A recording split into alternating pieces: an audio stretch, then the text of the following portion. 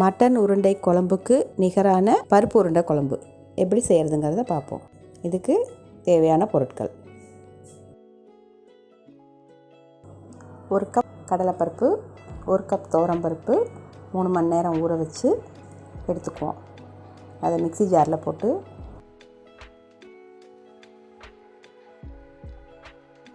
கொஞ்சம் சோம்பு, கொஞ்சம் பெருங்காயத்தூள்,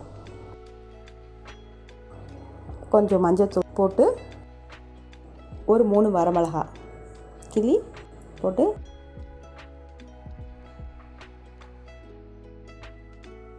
அதை கொரகொரப்பாக அரைச்சி கொண்டாந்துருவோம்.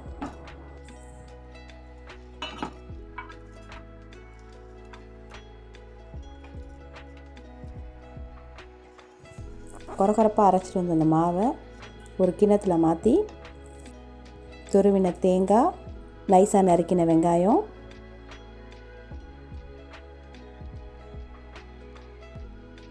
ஒரு 2 கொத்து கருவேப்பிலை கிள்ளி அதில் போட்டு தேவையான அளவு உப்பு,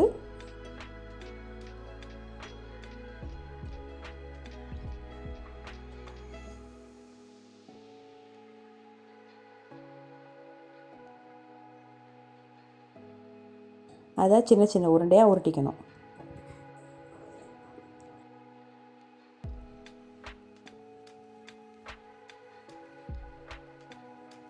உருண்டை குழம்புக்கு தேவையான தேங்காயும் சோம்பும் ஒரு ஜாலை அரைச்சிட்டு வந்து வச்சுக்குவோம்.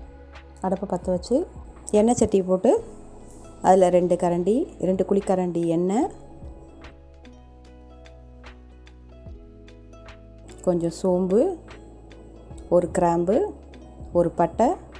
சோம்பு படப்படன்னு பொரிஞ்சோன்னே வெங்காயத்தையும் அதில் கொட்டி வதக்கணும்.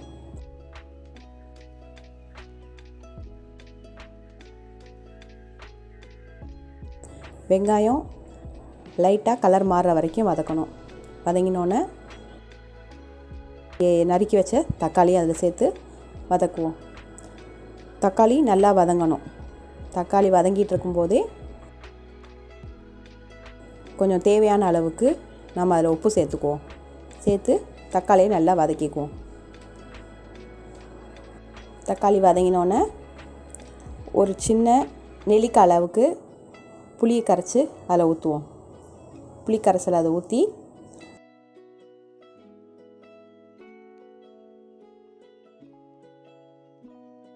ரெண்டு ஸ்பூன் மிளகாத்தூள்,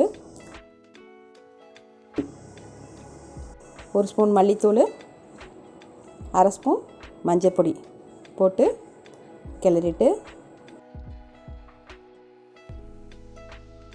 நம்ம அரைச்சி வச்சிருந்த தேங்காயும் அதில் சேர்த்துக்குவோம். சேர்த்து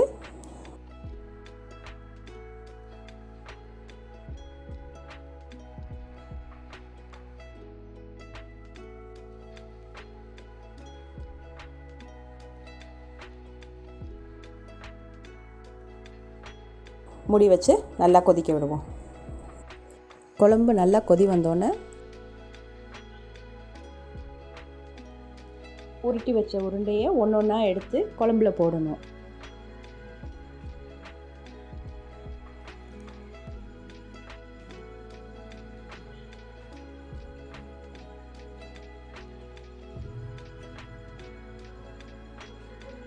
குழம்புல போட்டதும் அதை மூடி வச்சிடணும். ஒரு 5 நிமிஷம் கழித்து மறுபடியும் அந்த உருண்டையெல்லாம் திருப்பி விட்டு வேக வச்சு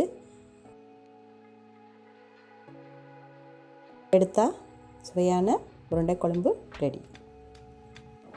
தேங்க்யூ ஃபார் வாட்சிங். Subscribe my channel.